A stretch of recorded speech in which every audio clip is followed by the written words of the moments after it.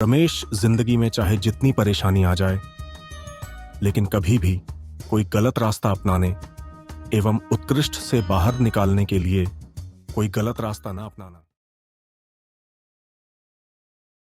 ये कहानी है कुलधरा गांव की, जो कि एक खुशहाल और सुंदर गांव था।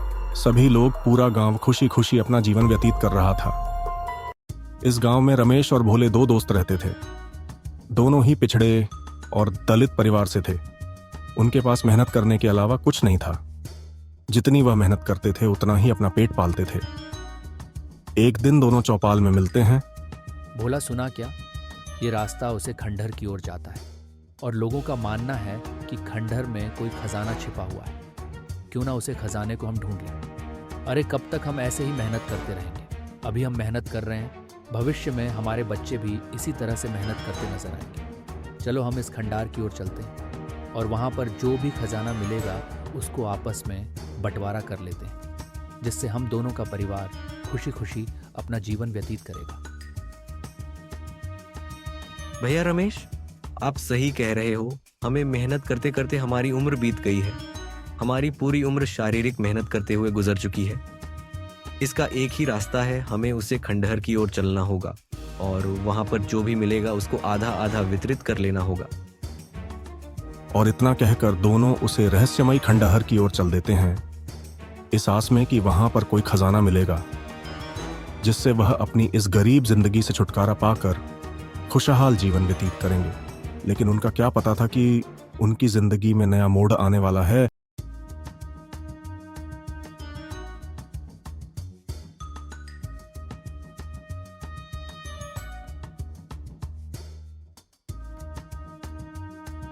भैया रमेश, हम इस रहस्यमयी खंडहर के अंदर तो आ गए, लेकिन मुझे यहाँ पर अजीब सा महसूस हो रहा है। मेरे रोम खड़े हो रहे हैं। चलो रमेश, हम यहाँ से चलते हैं। यार भोला, तू बहुत डरपोक है। अरे अभी तो हमारे गरीबों के दिन काटने वाले हैं और आप हमारी जिंदगी में नया सवेरा आएगा। मेरे भाई, थोड़ा सा हिम्मत और दिखाओ और फिर हमेशा के लिए हमारी जिंदगी परिवर्तित हो जाएगी। और इतना कहकर रमेश भोला को समझाकर और बिना उसकी बात माने खंडहर की ओर चल देते हैं। उनको नहीं पता था आगे उनके साथ क्या होने वाला है। जैसे ही वह खंडहर के अंदर जाते हैं, उनको एक चमचमाती वस्तु दिखाई देती है, जिसे देखकर रमेश बहुत खुश होता है। उन पर काला साया मंडरा रहा है। हे राम, हे भगवान, तेरा लाख लाख शुक्र है। अब हमारी गरीबी के दिन बहुत जल्दी टलने वाले हैं। इस हीरे को बेचकर बहुत सारा कमाएंगे और अपने बच्चों की उज्जवल भविष्य का निर्माण करेंगे। भैया रमेश, शायद या कोई हीरा नहीं है। देखो, इस पर लाल रंग का धब्बा बनकर आ रहा है। इस वस्तु को हम अपने साथ लेकर चलते हैं और पास के गांव में ही तांत्रिक बाबा रहते हैं। उनका संपूर्ण व्याख्यान करेंगे और इस रहस्यमयी पत्थर के बारे में जानने का प्रयास करेंगे। और इतना कहकर दोनों रहस्यमय वस्तु को लेकर सिद्ध तांत्रिक के घर जाते हैं और उस रहस्यमय वस्तु के बारे में जानने को उत्सुक होते हैं। तभी रमेश तांत्रिक बाबा को आवाज लगाते हैं। तांत्रिक बाबा, कृपया करके बाहर आने की कृपा करें। हमें आपसे विशेष कार्य पड़ा है। दरवाजा खोले तांत्रिक बाबा। रमेश की आवाज सुनकर तांत्रिक बाहर आते हैं और रमेश की रहस्यमय वस्तु को देखकर तांत्रिक आश्चर्य हो जाते हैं और बोलते हैं, हे भगवान, अनर्थ हो गया। आखिर जिसका डर था वही हुआ। बेटा रमेश, ये तुमने क्या कर दिया? भगवान, हे भगवान, माफ करो भगवान, माफ करो। पूरे 180 साल बाद यह घटना वापिस घटित होने वाली है। रमेश बेटा, यह वस्तु कोई मूल्यवान वस्तु नहीं, बल्कि एक श्रापित वस्तु है और खंडहर में इस पर तंत्र मंत्र का जाप लगाकर इसको खंडित करके उस पे बंधित कर दिया था। और बेटा, इसको श्राप था कि जो भी इसको छुएगा वह उसका काला साया उसको बस में कर लेगा। और अगर इसको तुम ऐसे ही कहीं पर फेंक देते हो तो बेटा, आपका और अपने संपूर्ण ग्राम का सर्वनाश तय है। बेटे, अब इस गांव को और स्वयं को तुम स्वयं बचा सकते हो। हे भगवान, अनर्थ हो गया। हे क्षमा प्रार्थी महाराज, महाराज क्षमा प्रार्थी, मुझसे महाराज ये कैसा अनर्थ हो गया। महाराज महाराज धन के चक्कर में महाराज मैं अंधा हो गया था। धन के लोभ में मेरी आँख महाराज, मेरी आँखों पर पट्टी बन चुकी थी। कृपया करके महाराज मुझे और मेरे इस गांव को सर्वनाश होने से बचा लीजिए महाराज। महाराज कृपया करके मेरी मदद कीजिए महाराज। महाराज आपकी अति कृपा होगी। कृपया मुझे इस संकट से बाहर निकालने का रास्ता दिखलाएं महाराज। बेटा रमेश, जो तुम वस्तु उस खंडर से लेके आए हो वह कोई साधारण वस्तु नहीं है, और अगर बेटा तुम इसको ऐसे ही कहीं पर फेंक देते हो तो हमारे गांव का सर्वनाश तय है। और इस गांव का सर्वनाश होने से बेटा सिर्फ तुम ही बचा सकते हो। इसके लिए बेटा तुम्हें यहाँ से दक्षिण दिशा की ओर जाना होगा। वहाँ पर एक सुनसान जंगल के रास्ते आपको जंगल की गहराइयों में एक कुटिया दिखाई देगी। उस कुटिया में साधु बाबा वास करते हैं। आपको बेटे उनसे भेंट करनी होगी और अपना संपूर्ण व्याख्यान विस्तार पूर्वक सुनाना होगा। तभी बेटा वो आप पर और अपने ग्राम पर आने वाले संकट को काटने का, संकट को बाहर निकलने का रास्ता दिखलाएंगे। और वही साधु बाबा आपकी मदद करेंगे। तांत्रिक की इतनी बात सुनकर रमेश और भोला दोनों बहुत परेशान होते हैं और ना चाहते हुए भी अपने गांव की रक्षा हेतु शिरोमणि संत से मिलने के लिए प्रस्थान कर जाते हैं। तांत्रिक की बेटी भी उनके साथ थी। तीनों जंगल की ओर निकल जाते हैं और उस संत की कुटिया को खोजने का अथक प्रयास करते हैं। रमेश, भोला और लड़की को जंगल में अकेले चलते चलते अचानक कुटिया दिखाई देती है। उसके बाहर दीपक जल रहे थे। भोला समझ जाता है कि यही संत की कुटिया है। तीनों दौड़ते हुए कुटिया के पास आते हैं और संत बाबा को पुकारने लगते हैं।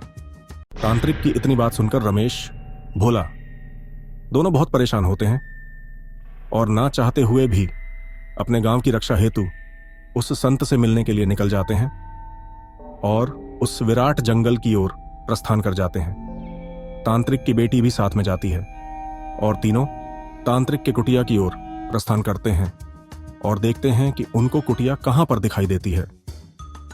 रात का घना अंधेरा था। हवा धीरे धीरे बढ़ रही थी। पीछे से कुछ अजीबोगरीब आवाज आ रही थी। उल्लू आदि की चिल्लाने की आवाज आ रही थी। और इन आवाजों को सुनकर भोला रमेश से कहता है, भैया रमेश, मुझे बहुत डर लग रहा है। आखिर इस जंगल में हम तीनों के अलावा कोई नहीं है। मैंने पहले ही तुमसे कहा था कि हमें इस चक्कर में नहीं पड़ना चाहिए था। जैसे भी हम अपना रूप और सुख खाकर सुखद जीवन गुजार रहे थे, हमें एकदम से अमीर बनने की कोशिश नहीं करनी चाहिए। अमीर बनने के लिए मेहनत और लगन के साथ अपना काम करना चाहिए। परिस्थिति में तत्काल परिवर्तन लाना हमें इससे ऐसी ही समस्या में प्रतिबंधित कर देता है। तुम सही कह रहे हो। मैं ही इस अभी के चक्कर में अंधा हो गया था और इसकी कीमत पूरे गांव को चुकाने पड़ रही है। मैं तुमसे वादा करता हूँ, कभी भी जल्दी अमीर बनने के सपने नहीं देखूंगा। मन लगाकर अपनी मेहनत करके पैसा कमाऊंगा। किस्मत की भरोसे कभी नहीं बैठूंगा। सिर्फ मेहनत ही सफलता की कुंजी है। अगर आप दोनों की बातें खत्म हो गई हो तो जल्दी जल्दी चलो, क्योंकि यहाँ से साधु बाबा तक पहुँचने में हमें लगभग 2 दिन का समय लगने वाला है। अगर आप ऐसे चलोगे तो इसलिए जल्दी जल्दी चलो। और हमें आज सूर्योदय से पहले ही संत बाबा से मिलना होगा और उनसे उसे विचित्र वस्तु के बारे में सब कुछ जानना होगा, ताकि हमारे गांव पर जो संकट आया है वह जल्दी टल जाए। यही यह वही गुफा है जिसका जिक्र तांत्रिक बाबा कर रहे थे। हमें इस गुफा के अंदर जाना चाहिए और अंदर हमको नागराज दिखाई देंगे और वही हमें हमारी इस समस्या का निवारण करेंगे। तो चलिए जल्दी से इसके अंदर चलते हैं। रमेश बोला और लड़की को जंगल में अकेले चलते चलते अचानक कुटिया दिखाई देती है। उसके बाहर दीपक जल रहे थे। भोला समझ जाता है कि यही संत की कुटिया है। तीनों दौड़ते हुए कुटिया के पास आते हैं और संत बाबा को पुकारने लगते हैं। है महात्मन बाहर आई, हम काफी दूर से आपसे मिलने के लिए आए हैं। दूर दराज के गांव में एक तांत्रिक रहते हैं, उन्हीं की आज्ञा पाकर आपसे मिलने के लिए आया हूं महात्मा। मुझे एक बहुत बड़ी गलती हो गई है और उसकी सजा संपूर्ण गांव को प्राप्त हो रही है। महाजन कृपया करके उस आपदा से हमारे गांव की रक्षा करें, आपकी महान कृपा होगी।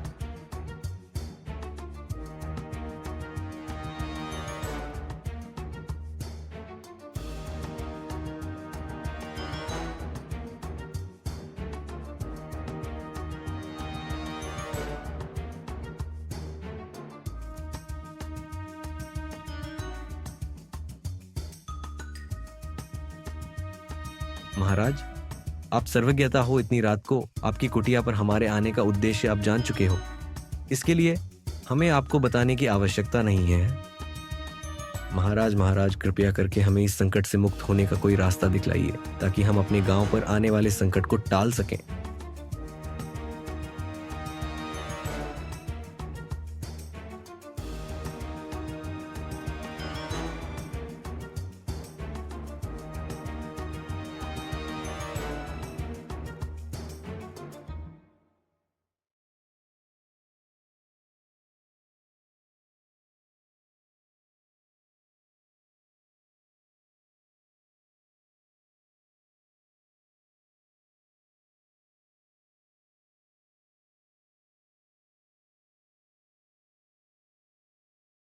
महाराज की इतनी वचनों को सुनकर तीनों उसे गुप्त गुफा की ओर चलने के लिए तैयार हो जाते हैं और नागराज से मिलने का अथक प्रयास करते हैं। उनके मन में यह भी था कि गांव में आने वाले संकट को टाल सकें। तीनों उसे गुप्त गुफा के अंदर चले जाते हैं और सामने उनका नाराज दिखाई देते हैं। वह नाराज उन तीनों से बोलता है, रमेश, जिंदगी में चाहे जितनी परेशानी आ जाए, लेकिन कभी भी कोई गलत रास्ता अपनाने एवं उत्कृष्ट से बाहर निकालने के लिए कोई गलत रास्ता ना अपनाना, नहीं तो आप ऐसे ही किसी बाधा में फंस जाओगे। नागराज, मैं वादा करता हूँ कभी भी कोई अनुचित कार्य नहीं करूँगा। हमेशा अपनी मेहनत पर भरोसा करूँगा और जल्दी अमीर बनने का नहीं सोचूंगा। महाराज, आपने मुझे इस घटना से मुक्त किया है, इसके लिए आपका सदैव आभारी रहूँगा।